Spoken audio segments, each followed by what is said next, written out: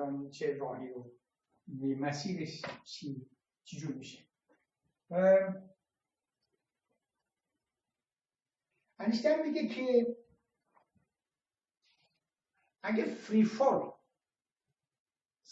چیز نمیکنه، حس نمیکنه چیزو، شتاب سر رو، میایم ما زمین رو در نظر بگیریم. این کلی زمین یه قسمتش رو میکشه، یه جی داره و این جی های من شما میبینید که هست، تقریبا همشون به طرف مرکز دارن میرن، هر جا هست. میدونیم که هر چی میایم جلوتر جی شدتش بیشتر میشه، هر چی بریم عقب‌تر چی افت میکنه. اینو که میدونیم یه جایی هست که صفر میشه تقریبا.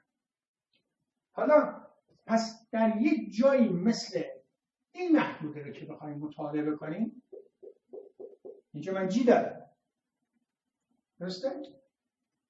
اینجا من جی دارم، ولی اگه بیاریم از این محدوده تجسم، این خیلی مهمه، این بحثی کلام میکنم ساده است ولی بسیار مهمه. یعنی اینجاست که شروع میکنه دیگه وارد چی؟ یواش یواش وارد بحث چیز خواهد شد، هندسه دیفرانسیلی خواهد شد.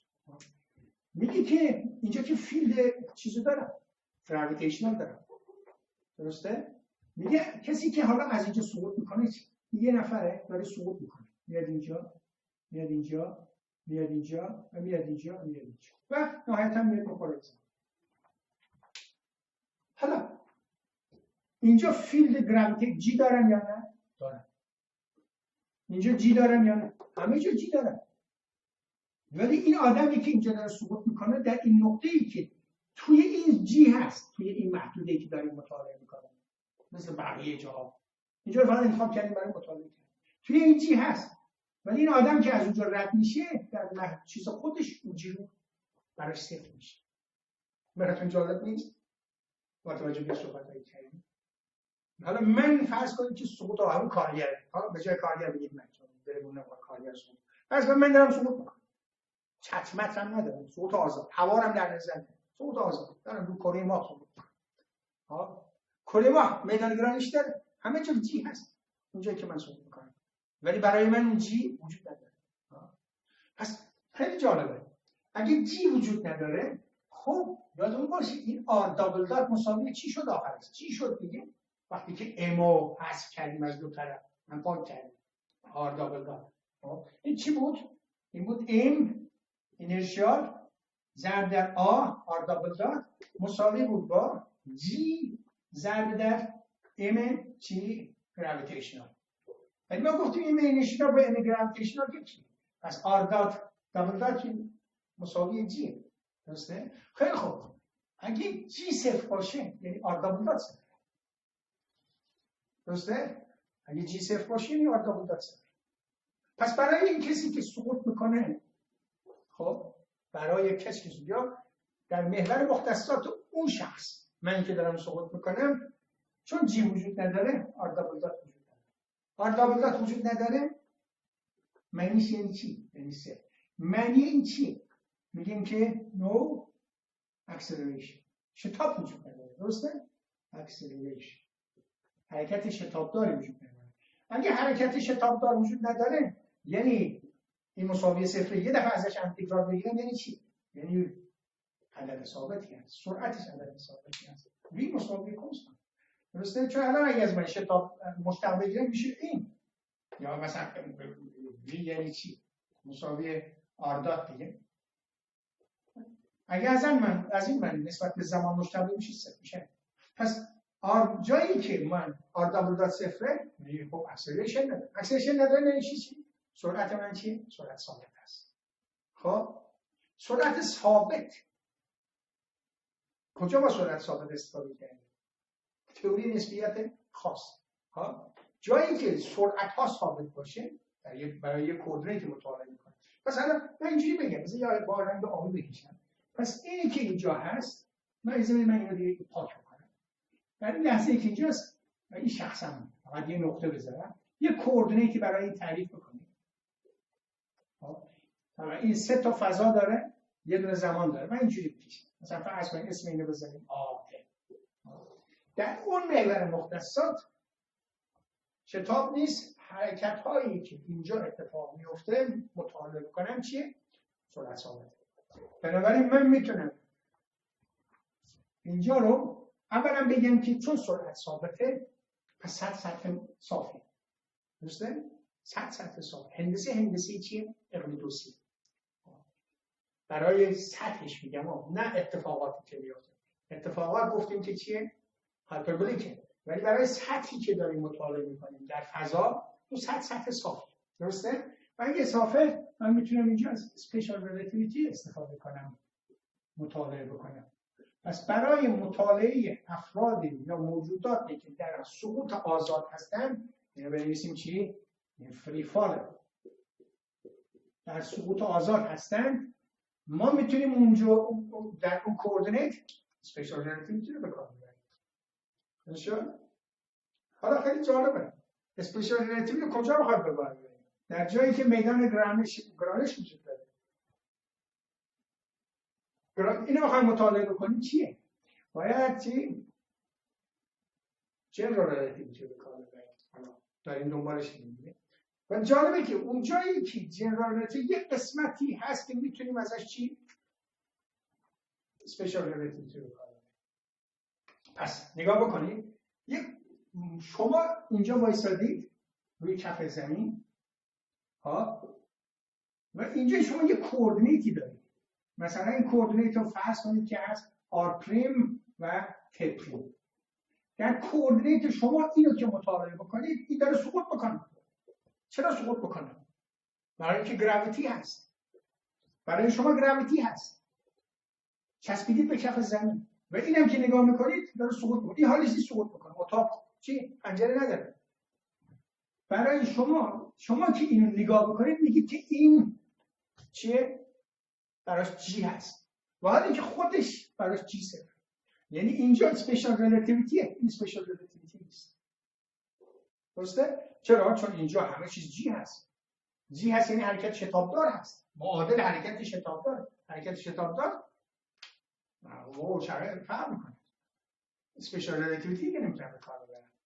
پس اگه من بخوام اینجا رو مطالعه بکنم یعنی جایی که حرکت شتابدار دارن جایی که ژ دارن تا اگه بخوام مطالعه کنم اگه از اینجا شروع کنم به نظر میاد جالبه. چرا؟ چون اینجا من ژ رو ندارم. از اینجا شروع میکنم بعد چیکار میکنم؟ ببینم اینجا چه اتفاقی میفته. کوردینیت ترانسفورمیشن میکنم. از این کوردینیت درسته؟ میشه تئوری نسبیت آمد. از این کوردینیت اگه من ترانسفورم کنم به این کوردینیت رابطه این دو تا کوردینیت اگه تعریف بکنم از این کوردینیت به این کوردینیت ترانسفر بکنم مطالعاتی که اینجا داشتم میتونم اینجا چیز بکنم به دست بیارم به زبان این کوردینیت. خب اینجا اسپیشال ریلیتیویتی اینجا جنرال ریلیتیویتی. پس من اگه فری فال رو بدونم داشته باشم اسپیشال ریلیتیویتی کوردینیت ترانسفورمیشن جنرال ریلیتیویتی. خب اینجاست که برق چیز میپره. خب جرقه میزنه انیشتین و متوجه میشه که پیدا کرده. چرا؟ چون متخصص اینه. فقط تنها کاری که میمونه دیگه بقیه‌اش ریاضیات. کوردینیت رو ترانسفورم بکنه از این بیرون. چرا راجع به کوردینیت ترانسفورمیشن صحبت؟ اصلا انیشتین بعد اگه بخوایم در یه کلمه توصیفش بکنیم متخصص کوردینیت ترانسفورمیشن. چرا؟ چون اصلا فیزیک تئوری نسبیت خاص همش کوردینیت ترانسفورمیشن بود. الان یه خورده تکمیل کرده میشه. پس میریم یواش یواش به ریاضیات کوردینیت ترانسفورمیشن. خب امیدوارم خوش اومد باشه. یعنی چیز خیلی مهمی رو گفتم امیدوارم با درست گفت درست نه اونجوری که هست زیباست تونسته باشم بگم که اون هیجان رو شما داشته باشید بحث رو ادامه بدید. خب الان من میخوام برم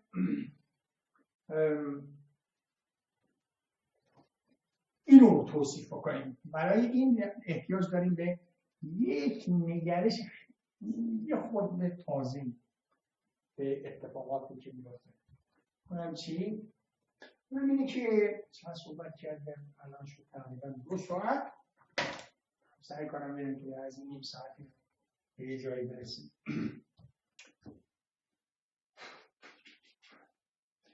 این چیز جالبی به دست آورد.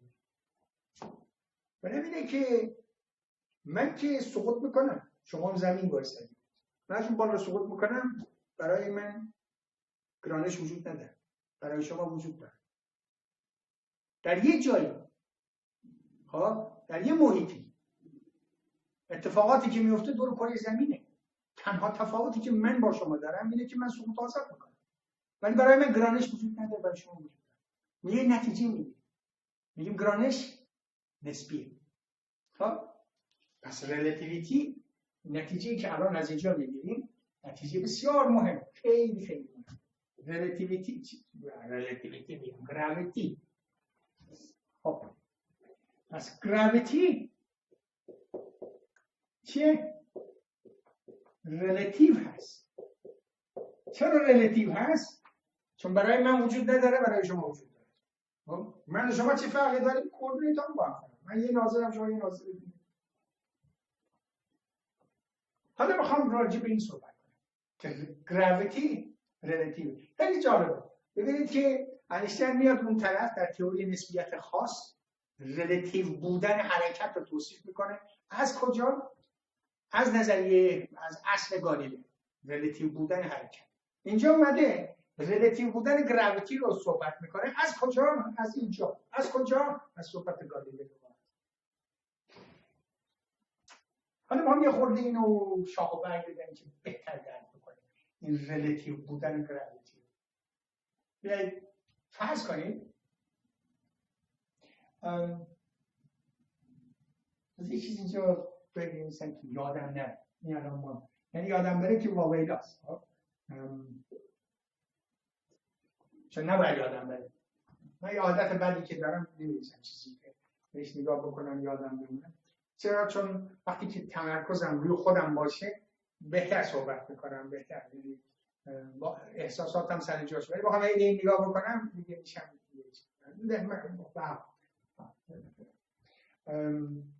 بیام سراغ چیز. فرض کنید که در اون فضا هستم بیرون، اونجایی که گرانشی وجود نداره. از گرانش وجود نداره. در یه نقطه قرار دارم. مثلا بگید نقطه آ. الان میخوام آ رو پاک کنم و میخوام برم به یه نقطه دیگه در همون فضا بدون گرانش. پس اینجا به طور کلی جی صفر. میخوام برم از اینجا به یه نقطه پیرو با خط کوچکترین کوتاه‌ترین فاصله هم چیه؟ خط راست دیگه. از آ میخوام برم به و در امتداد یه خط راست برم. اینجا مثلا موتور خودم روشن میکنم. در این امتداد دیگه تا ابد خواهم رفت. میگه اینجا چی نگران دارم. من از آ تا ب میرم در امتداد خط راست و چون نیروی گرانشی نیست باید خط راست باشه.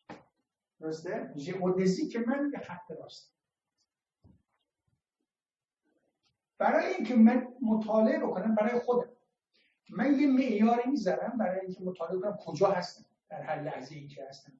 اصطلاحاً میگم که این مسیر رو پارامترایز میکنم با یک کمیت، مثلا کمیت S. میگم اینجا S صفره، اینجا S رو 1 میذارم، دیگه من S نمیذارم، 1 میذارم، اینجا 2 میذارم، اینجا 3 میذارم، اینجا 4 میذارم، اینجا 5 میذارم. پس وقتی که من بگم که در S مساوی 2 هم دیگه باید هر کسی بدونه، کسی که با من هم عقیده است که S چیه، باید بدونه که من کجای این مسیر هستم. یعنی باید بگه که 2/5 مسیر رفتم. وقتی که من میگم S من 5 یعنی رسیدم به نقطه 5. S میتونه فاصله باشه، فاصله فضایی باشه، مثلا 2 کیلومتر. هر واحد اینا 2 کیلومتر باشه. وقتی میگم در یکم S یکم یعنی در 2 کیلومتر. وقتی میگم در 2.5 یعنی چی؟ یعنی 2.5 تا مثلا چی اگه دو چیز باشه. در نقطه 2.5 2.5 تا 2 5.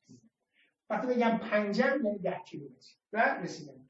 میتونه زمان باشه. میتونم بگم که من در S مساوی یکم یعنی مثلا 1 دقیقه. S رو دقیقه فرض کنم. بگم 2 یعنی 2 دقیقه. بگم 5 دقیقه از شروعم حرکتم گذشته و الان رسیدم به مقصد. درسته؟ پس میتونه زمان باشه، میتونه چی باشه؟ میتونه مکان باشه. حالا فعلا همینجوری میذاریم بعد انتخاب بکنیم کدومش باشه. برم من پاک میکنم که شروع نکنم، ولی تاکید میکنم که اینجا جی صفر. حالا شما میاید مهمان من، خوش آمدید، چه شد؟ وقتی که میاید مهمون من میخواید ببینید که من دارم چیکار میکنم، ببینید که اساساً داره حرکت میکنه. میخواید مسیر منو مطالعه بکنید و ببینید که حرکتی که من دارم چه شکلیه. برای خودتون شما یه کوردینیتی دارید. شما ما هر چیزی رو بخواید مطالعه بکنیم در فضا یه کوردینیتی انتخاب میکنیم. مثلا بتونید به صورت کمی مطالعه. فرض میکنم کوردینیت شما همین کارتزیان است. کوردینیت کارتزیانی که ما همیشه به کار میبریم، اغلب به کار میبریم. مثلا x فرض کنید که y. شما وقتی به من نگاه بکنید در کوردینیت خودتون متوجه میشید که من حرکت خطی دارم، در امتداد خط راستم، متوجه میشید که جی صفر. با توجه به این صحبت هایی که قبلا هم داشتیم، خب اگه جی صفره یعنی حرکت شتابدار نداره. درسته؟ جی صفره حرکت شتابدار، میتونم بگم حرکت معادل حرکت چی؟ بدون شتاب است. جی صفر مساوی آر صفر. خب حالا من به شما نگاه میکنم. شما فرض کنید که یه دونه میله دراز کردید از سفینه خودتون، میله خط دراز 10 کیلومتر اینوری میره، یه آنتن یا میله هم دراز کردید به این طرف مثلا 10 کیلومتر اونوری میره. حالا اینا لامپ داره روشن شده، من دارم نگاه میکنم، میبینم که شما یه نفر مهمون. بعد متوجه میشم که اگه محور x تون رو مطالعه بکنم، اسم من نسبت به خودم، من فقط اس رو برای من دارم. وقتی که در امتداد S اینجوری بنویسم محور x شما رو مطالعه کنم، میبینم که در این نقطه که ایستادم x شما اینقدر، در s مساوی 1 x شما میشه اینقدر، در x مساوی 2 متوجه میشم که محور x شما به صورت خط راست داره چی میشه؟ کم میشه. پس به نظر میاد که شما دارید محور x تو خط راست داره. یعنی من اگه خط راست نتونستم بکشم، ببخشید این خط راست، این محور x شما رو اینجوری میبینه. درسته؟ تا S5 مثلا میاد اینجا، را S5 رو حالا فرض کنید درسته میشه. محور y تونم نگاه میکنم، میبینم که در محور y هم شما خط راست. چرا؟ در این نقطه که هستم میبینم y شما اینه. در این نقطه که هستم میبینم y شما شد اینه. در این نقطه دار نهایتاً 5 شد. بنابراین y شما رفته چی میشه؟ x شما رفته زیاد میشه. برعکس کشیدم. این رو بنویسم y رو باشه. این رو بنویسم x. مثلا فرض کنید که اینجوری باشه. همینجا شروع باشه. این x درسته باشه. چرا؟ چون x رفته زیاد میشه هرچی من میام، ولی y هرچی میرم جلو رفته کم میشه. این میشه x، این میشه y. در هر نقطه‌ای که من هستم، من همیشه دو تا کمیت از شما میتونم بخونم، یکی x تون، یکی y تون. در هر نقطه‌ای که هستم دو تا کمیت از شما، یکی x تون، یکی y تون میتونم بخونم. در اینجا من هستم، من کوردینیت شما. وقتی من نگاه میکنم به x و y شما، یعنی کوردینیت شما، من متوجه میشم که x شما خط راسته، y شما خط راسته.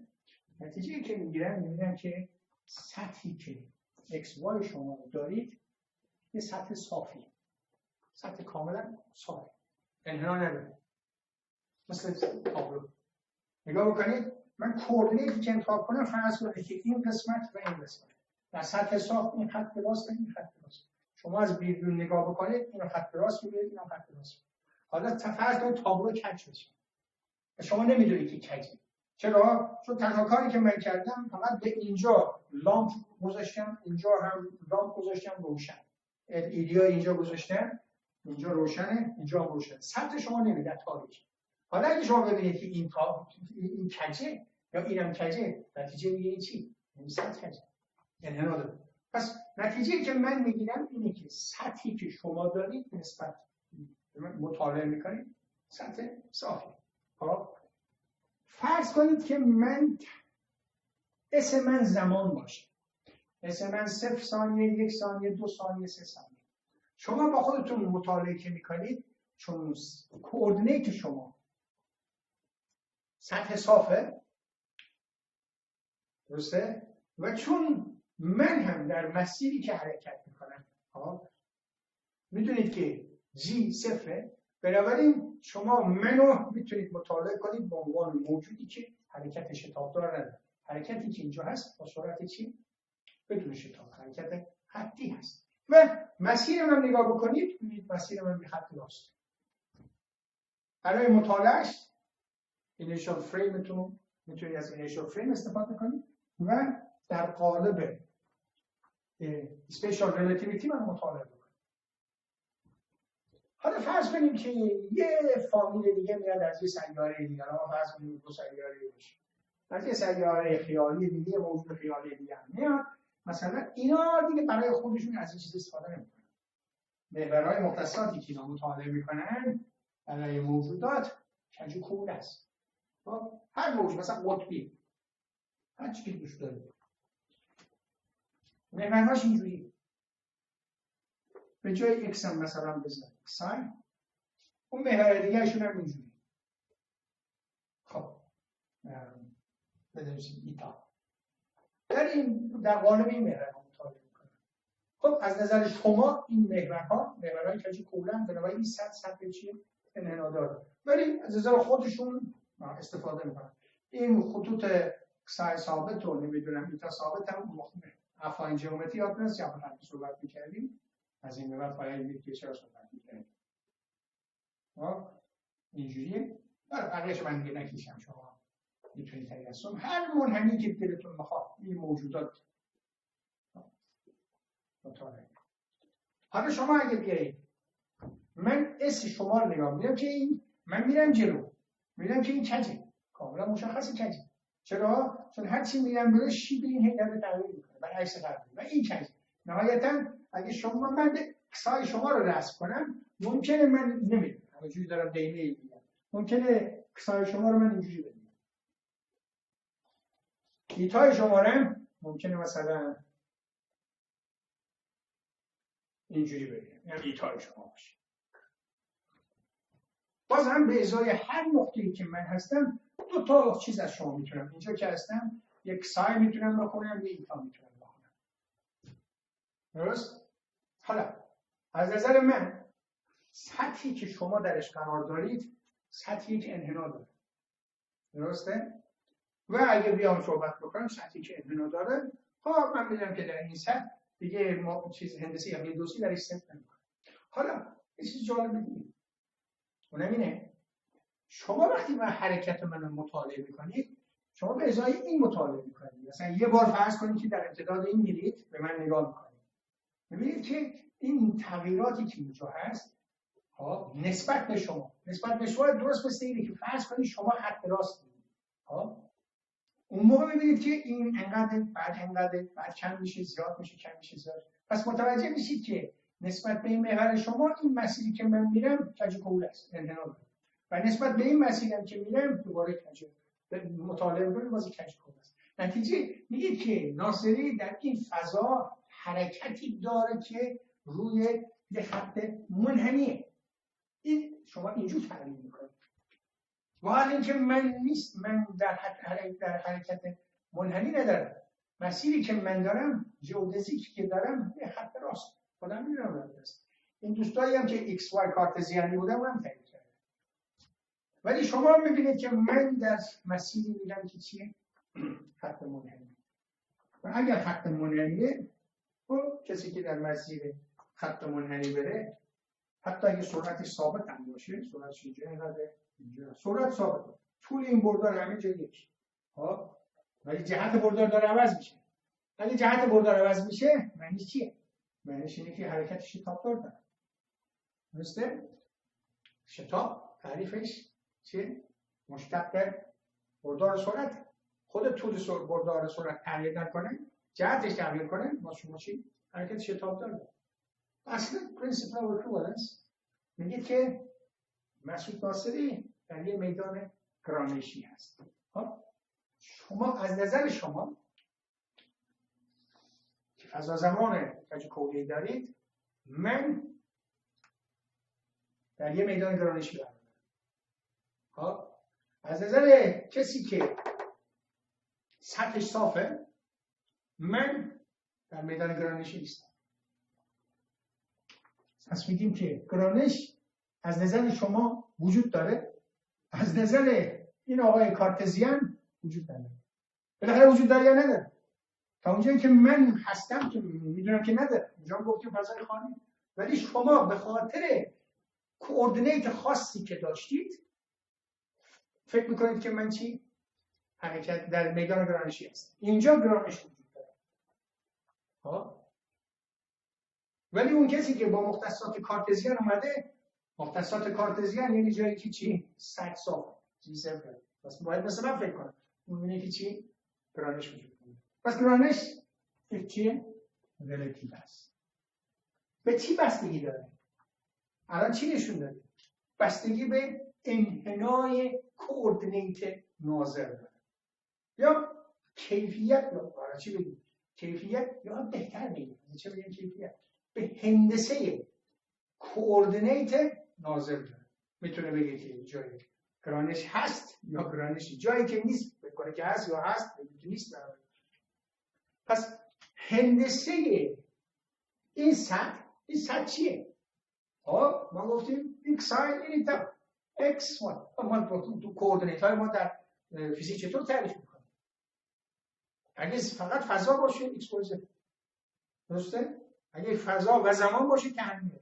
پس ما میتونیم بگیم که این اسپیس تایمه، این موجودات هست، اون یکی اسپیس تایم موجوداتی. پس الان گرانش به چی ارتباط داریم؟ به هندسه اسپیس تایم ربط داریم. انحنای اسپیس تایم گراویتی وجود داره. اسپیس تایم صاف گراویتی وجود داره. اسپیس تایم صاف گراویتی وجود نداره یعنی چی؟ یعنی حرکت یا ثابته یا سرعت ثابته یا صفر. چی؟ هندسه رویدوسی. Initial frame Spatial Relativity. فضازمان انحنادار دیگه چی؟ هندسه رویدوسی در حساب میکنه. چرا؟ چون در روی یه سطح انحنادار مثلا جمع زوایای 3 تا زاویه مثلث 180 دو تا خط موازی هم دیگه رد میکنه. باید به جاش یه هندسه جدیدی صحبت کنیم. پس ما الان نتیجه گیری که از صحبت ها بکنم سریع نتیجه گرفتیم که نه تنها گراویتی ریلیتیو هست بلکه چی؟ بستگی داره بستگی داره به جیومتری سپیس تایم. سپیس تایم جیومتری بستگی به هندسه شکل چیه؟ سپیس تایم داره و ناظری که طبعا تو در سپیس تایم هست. خب خیلی جالبه. من دارم در اینجا با سرعت ثابتی حرکت میکنم. خب شما که سپیس تایمتون کج و کوله هست. چرا کج و کوله هست؟ دانشگر میگه که هر جایی که جرم باشه سپیس تایم کج و کوله میکنه. الان خواهیم رسید. ولی فرض کنیم که میدونید. خب سپیس تایم شما کج و کوله است. ولی من با سرعت ثابت میگم. شما فرض خواهید کرد که من چی؟ حرکت چی؟ من در میدان گرانشی هستم، حرکت شتابدار. برعکس اگه سطح صاف باشه یعنی جایی که شما سپیس تایمتون صافه، خب من اگه بیام مسیر منحنی برم، خب اون موقع به شما خواهید داشت که این حرکت چی؟ شتابدار. توجه؟ درست گفتم؟ یه دقیقه دیگه میگم بکنم خاطی کردم. یه جوری بگم سپیس تایم شما صافه، منم در مسیر ثابتی میرم با سرعت ثابت. شما میاد من میگی که معلومه سرعتش ثابته، گرانشی هم اینجا وجود نداره، حرکتش شتابدار هم نیست. حالا اسپیس تایم شما کجه؟ حالا به من نگاه بکنید میگید که این کج میره، بنابراین در یه میدان گراویتی هست. حالا که گراویتی اینجا وجود نداره. درست؟ خیلی پس ما الان قسمت بعدی صحبتمون میشه چی؟ قسمت بعدی صحبتمون میشه که بیاییم اسپیس تایم رو مطالعه بکنیم، انحناشو ببینیم که تعریف بکنیم، ببینیم که اصلا انحنای فضا زمان یعنی چی. برای اون لازمه که اول تعریف کنیم انحنای فضا یعنی چی. یعنی بریم به چی؟ به گاز. از گاز شروع میشه این صحبت ها. بعد یواش یواش بریم جلو. یعنی وارد چی بشیم؟ وارد هندسه چیز دیفرنشیال جیومتری بشیم.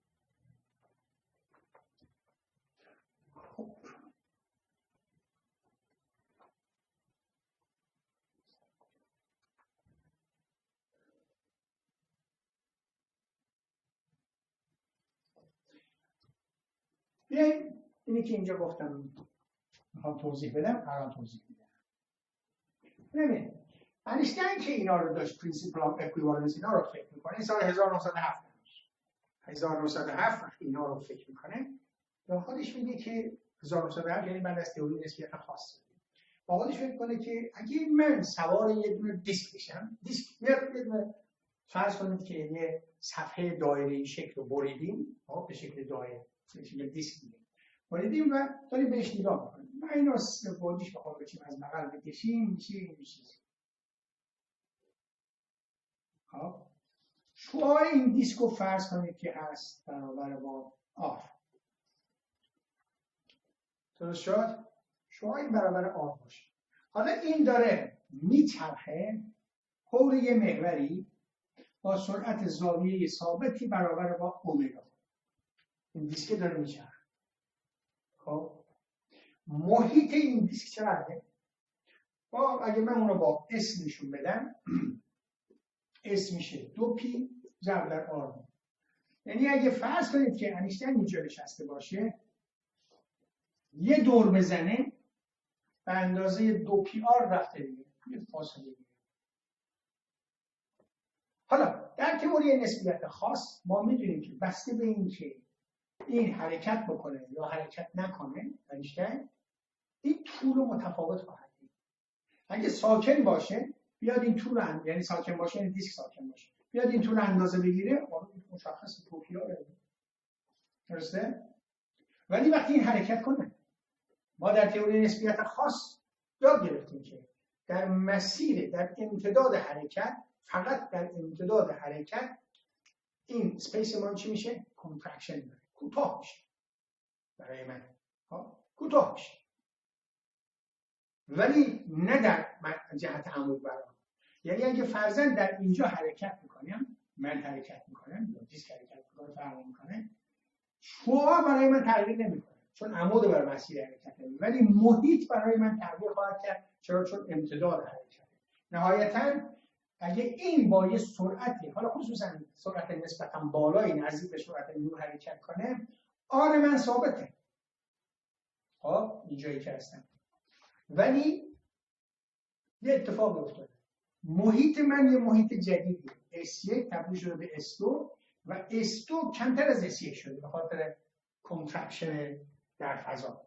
درسته؟ نتیجه چون S2 کمتر از S1 هست و میدونم هم که دایره میچرخن نتیجه من میگم که پس این نتیجه میرسم که من در یه شعاع کوچکتری دارم میچرخم آر کوچکتر از آر هست. ولی مگه این چیزی میشه؟ داره انیشتین از خودش میپرسه میگه مگه میشه من در شعاع چرخش من چی؟ این دیسک که من دست نزدم شعاع چرخش من چی شده؟ کمتر شده. میگه فقط یه مدت فکر میکنه میگه فقط بیش از این امکانش هست اونم اینه که این دیسک خم شده باشه. درسته؟ دیسک خم شده باشه یعنی چی؟ شما یه دیسک دایره‌ای شکل رو بیارید روی یه سطح کره کجش بکنید یه سطح کروی خواهد شد. حالا من یک قسمتی از کره میشه از پایین نگاه بکنیم فرض کنیم که یه اینجور چیزی خواهد شد. اینا این تاریکی توش یه اینجور چیز کاسه رو در نظر بگیریم. این شعاعی که هست قبلا صاف بود این سطح از اینجا تا اینجا این آر بود اینم آر بود و محیط این دیسکی که اینجا هست من دیگه نمیتونم بکشم 2pr این S1. ولی وقتی که میچرخه الان شعاع من شده شعاع منم در لبه این نشسته بودم در حقیقت اومدم الان من لبه اینجا نشستم چون این دیسک کج شده الان شعاع چرخش من هست این آر. درسته؟ و حالا اینکه این آر سر جای خودش باقی مونده این آر فقط کج شده این آر از اینجا تا اینجا چیه؟ آر. ولی شعاع چرخش من الان چیه؟ این. بنابراین محیطش هم چیه؟ کوچکتره. تا این محیطی که اینجا هست. حالا اگه دقت بکنید یه چیز جالب اینجا هست. این حرکتی که من دارم اینجا حرکت شتابداره. درسته؟ چرا؟ چون یه سرعت دارم اینجا که برابر با چیه؟ وی دارم که مساوی آر اومگا است. آر ثابته، اومگا هم ثابته، ولی وی، پس وی ثابته، ولی وی که همه جا ثابته تغییر جهت میده. درسته؟ اگه تغییر جهت میده یعنی حرکت چیه؟ شتابدار. مقدار شتابی که این داره چیه؟ آر اومگا داره. من اینو میتونم در یه سرعتی بچرخونم یا آر رو میتونم طوری انتخاب بکنم، آر رو طوری انتخاب کنم که این برابر جی باشه مقدارش. حرکت شتابدار معادل حرکت چیه؟ گراویتیشنال.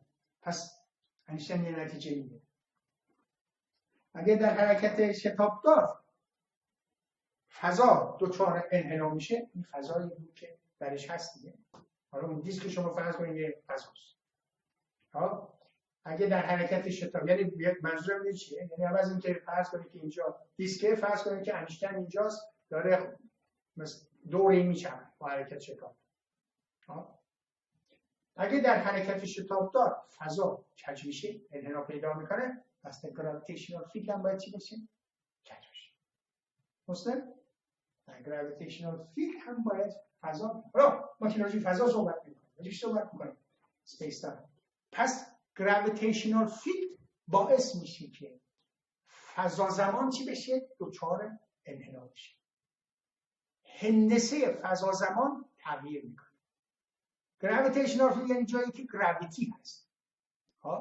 گراویتی هست یعنی جرم هست، انرژی هست. پس همینجاست بعد از اینه که میاد جایی که مس باشه یا انرژی باشه، اسپیس تایم حتما باید چی باشه؟ انحنا پیدا بکنه. و اون مثالی که هی در این ورانور کتابا میخونید و اینا، اگه شما بیارید فضا زمان رو فرض کنید که یه صفحه لاستیکی باشه، اگه شما یه جرمی اینجا بذارید این شروع میکنه به گود افتادن و نهایتا میاد اینجا. نتیجه میگیم هر جایی که جرم باشه فضا زمان رو من چی میشه؟ انحنا پیدا. این همین. فقط برای مثال بزنیم که مطلب درک بشه. پس گراویتی ریلیتیو هست. یک. دو، گراویتی به جیومتری اسپیس تایم ربط داره. سه، هر جایی که مس یا انرژی باشه اسپیس تایم رو چی؟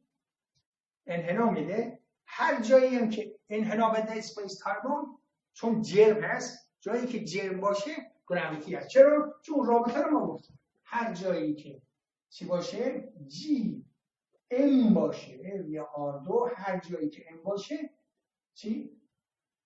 جی به من میده. درسته؟ هر جایی که ام باشه انحنا میده. پس اون انحنایی که در فضا زمان به این جی رفت داره. درسته؟ خب پس الان دیگه یواش یواش رسیدیم به ذات مطلب، به اسانس مطلب، به اسنس مطلب رسیدیم که اگه ما میخوایم میدان گرانش رو مطالعه بکنیم، بهترین کار چیه؟ بریم جیومتری رو مطالعه بکنیم. جیومتری که دچار اسپیس زمان چیه؟ جیومتری اسپیس زمان. جایی که گرانش نیست جیومتری ما صافه. خب پس بنابراین میتونیم از اینیشال فریم استفاده کنیم. جایی که صافه بنابراین جی صفر. جی صفر حرکت شتابدار است، اینیشال فریم. جایی که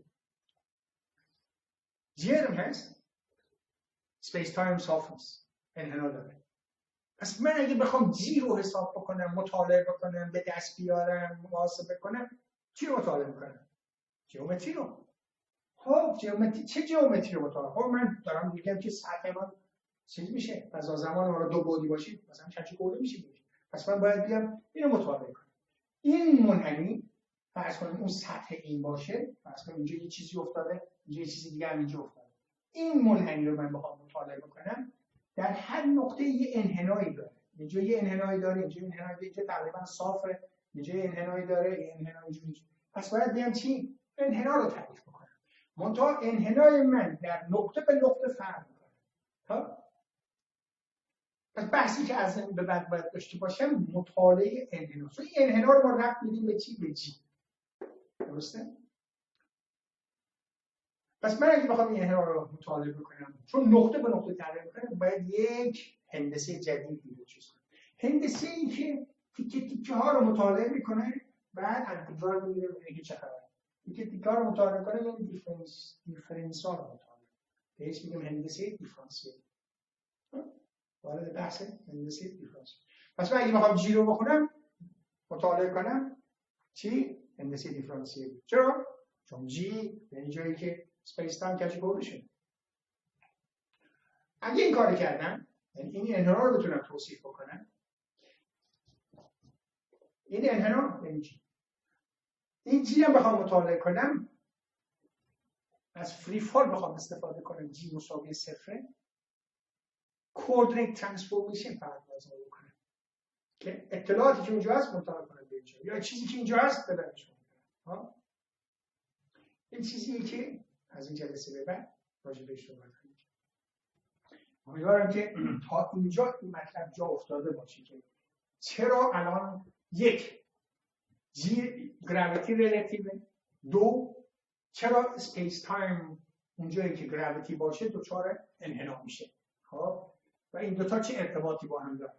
خب انحنا رو ما در قالب تموم میکنم، نگران نباشید. ما انحنا رو در قالب یه چیزی تعریف میکنیم که بهش میگیم متریک. منظور از متریک هم برمیگرده به قضیه فیثاغورس. اگه انحنا نداشته باشه چیه؟ سطح ساخته میشه.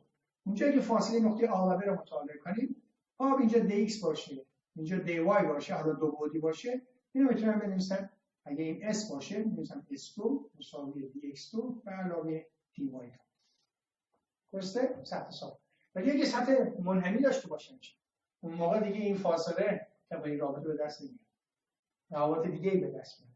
اینو باید من مودیفایش بکنم.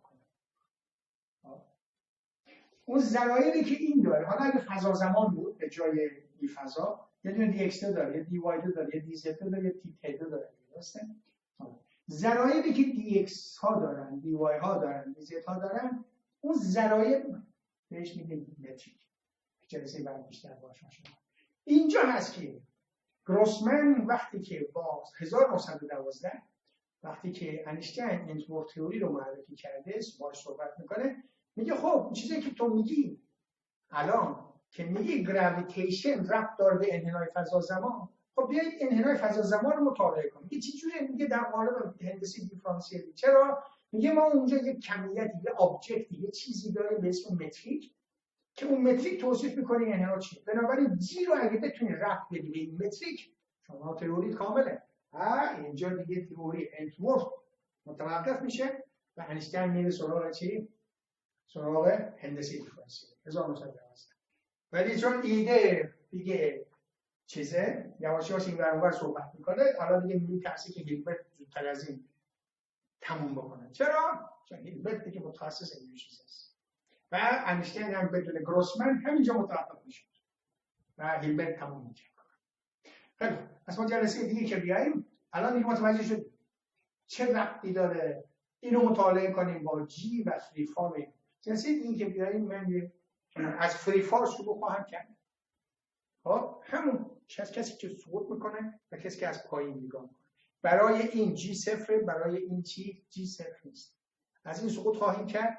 مسیر حرکت که این طرف سقوط میکنه فرضاً یا ژئودزیکشو به دست خواهیم آورد. از این روش.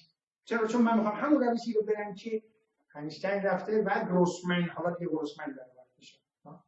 ولی اون چیزی که من خودم دوست دارم بیشتر راجع بهش صحبت کنم اینه که اون ژئودزیک رو محاسبه کنیم بر اساس چی؟ بر اساس اصل لیست اکشن پرینسیپل. لیست اکشن پرینسیپل. چرا؟ چون این چیه؟ قبلا ما در فرمالیسم لاگرانژی دیدیم. میتونیم ربط بدیم به چی؟ به لاگرانژیان. و لاگرانژیان رو ما بیاییم لیست اکشن بکنیم، چیکار میکنیم؟